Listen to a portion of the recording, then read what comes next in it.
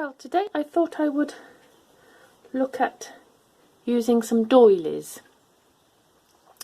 I often put a doily in as a page, extra page, and they're very pretty, but I've been experimenting and see what else I could do with them.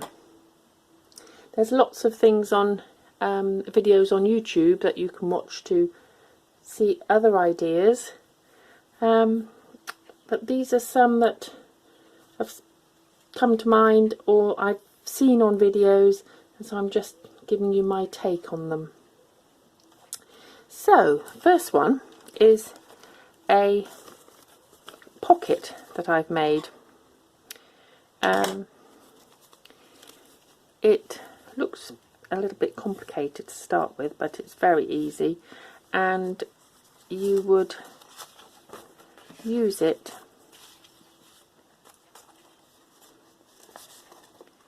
inside a page like that, and you have a pocket here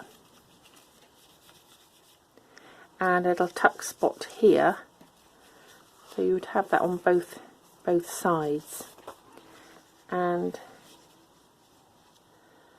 what I've also put on it is these little envelopes that I've made in a previous video, and I've tucked those in there, which look rather pretty.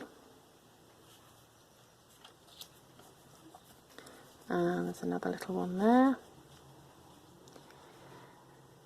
Now you could either stick the back of this down so that it's permanently on this page, or you can leave it as a floating pocket, and then you would have on the other side an up tuck spot, and then you could also decorate it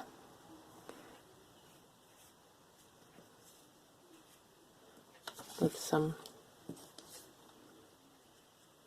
tags of some sort like that. So I think it's rather a useful way to use the doily, and very simple. It's just a fold. I've used a large doily. I think this one is, I mean, you could do it with a small one, but this one's 9-inch diameter. And as you can see, I've folded it so that there's nearly 2 inches in depth for the pocket area. I folded it up and then just folded it in half. It's as simple as that. It's amazing what you can do when you're just sitting, you know, with a scrap of paper, and what you can end up with. So that's number 1 on my doily list, so I shall be adding that to one of my journals. You'll see it in future. The other thing you can do with doilies is use them as a stencil, because they have very, very pretty patterns. I'll just show you as an example. I'm afraid my ink is running out, so I'm not sure this will come through very well, but we'll try it. So you can go around the outside, and it ends up looking rather like a mandala, which you could then paint in the spaces.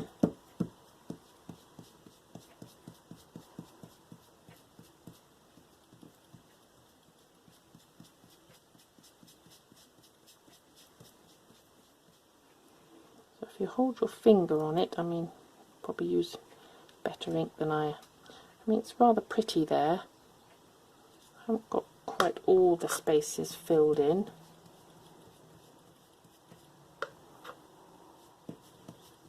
you get the idea.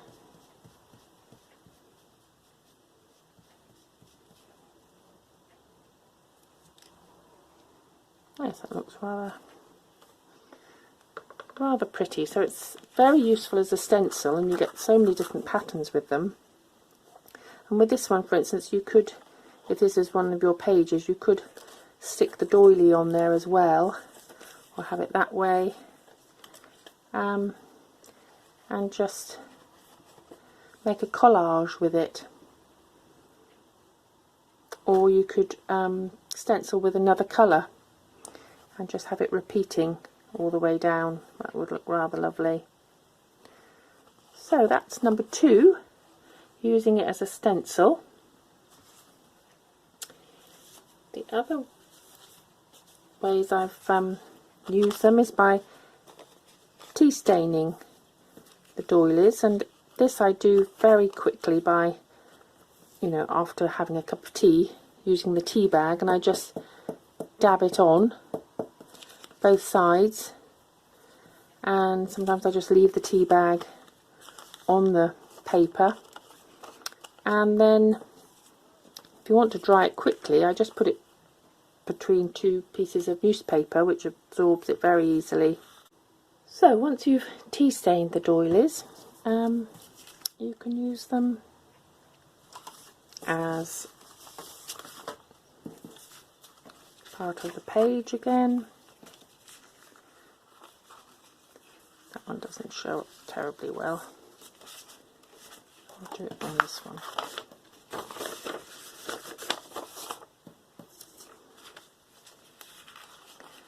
So it looks rather pretty,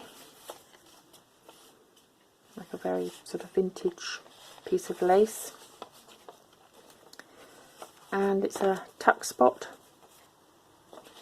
so it's quite nice. And you can you know, you could paint these different colours if you wanted, so to go with your journals or the page that you're doing. So that's another idea. Then there's what I normally do, which is adding it as a page. So with this large doily, it will stick out. This one's a bit ripped, but it just makes a nice, and then you can decorate that. You could actually cut the middle out and just have the edging. That would look rather nice. You could punch out some shapes on here with the little paper punch, and just, you know, decorate it as a collage. So that's another idea.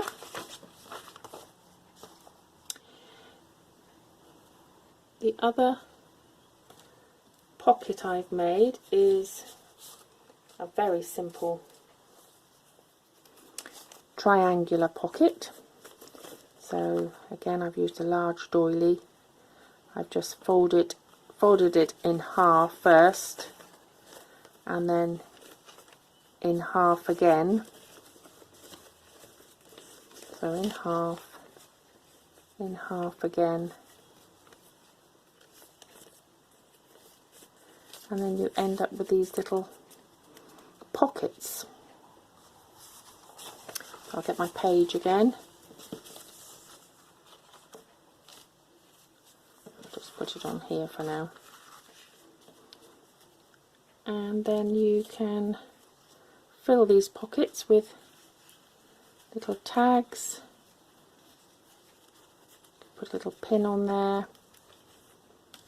Little,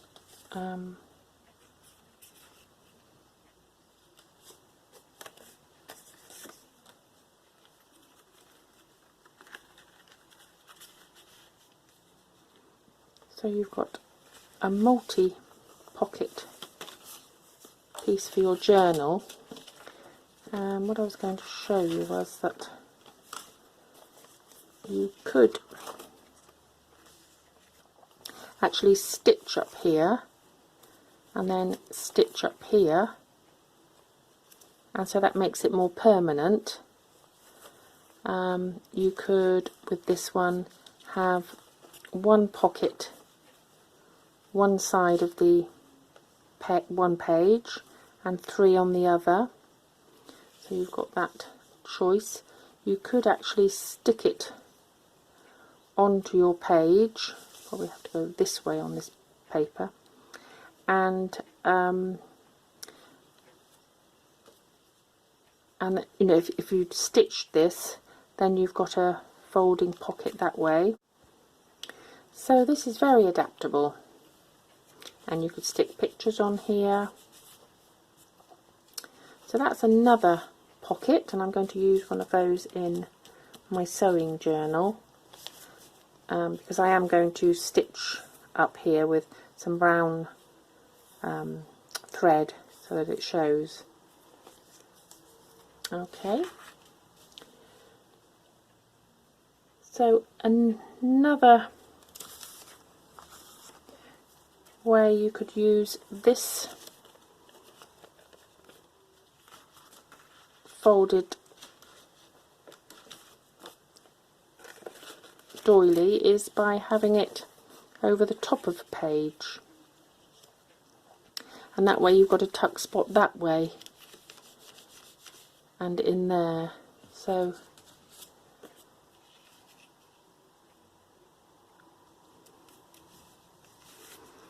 but also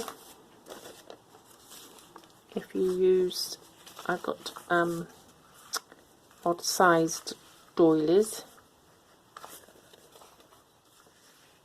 but if you got them just the right size, you could have a double tuck spot. So one there and one there, and that's rather pretty, especially with the tea stained white and tea stain. That looks rather nice. There's so many things you can do with your doilies to make them look pretty. We rather pass them by sometimes. The other thing I've done with them is I've cut out the edge of the doily, and if you straighten it up you can fold it and make a paper frill, and I've stitched down here, and it's rather a pretty edge with the pattern there as well. And then if you wanted to, you could carry on with some fabric. I've got some here, so you could have the fabric and the doily together. Look rather nice. You could have that down an edge of your, just peeking over the edge of the page. So that's paper frills. Then I've made an envelope. I think I saw Pam do this some time ago. So this is a very simple way to make an envelope. So you can have it any size you want, and you can use the large doilies. So fold it in to wherever you want it to go, and then fold the bottom up, and then you have and obviously glue this down, you have a little pocket ready. You can either glue that to the page, or you could have it pinned to the page, and you could add another envelope there, and it's rather pretty there. I think also you could add some lace to that. That would look lovely. Okay, so that's that one. The last one I've got is just another tuck spot which is just folding the doily in on itself, and that way you can use it as a tuck spot like that. You could stick it to the page again or have it clipped on the side. You could put a little closure on it, so I may use this one and stick this little piece of ephemera onto that, and that's a nice closure then. Looks rather pretty. Okay, one last one was while folding the frill when I was stitching it.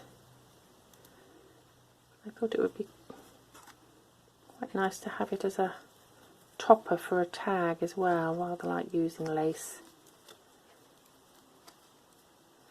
So that would look very pretty. So I think we've got more than 10 there. So we've got the tag topper, the tuck spot, pocket, more pockets, tea stained, the stencil,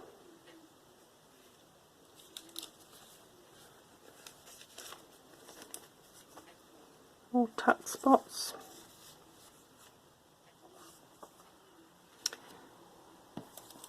and then this large pocket. So there's so many ways when you have a little fiddle about with these doilies, and I'm sure you'll come up with lots more. It'd be lovely if you could share them so we could all get to use them more often. I'm definitely going to use it in this sewing journal because I think it just has a lovely lace effect. And I might stitch this pocket rather than glue it and decorate the outside. So I hope you enjoyed that. If you did, please press the subscribe button and do come back and join us again. Love to see you. Bye for now.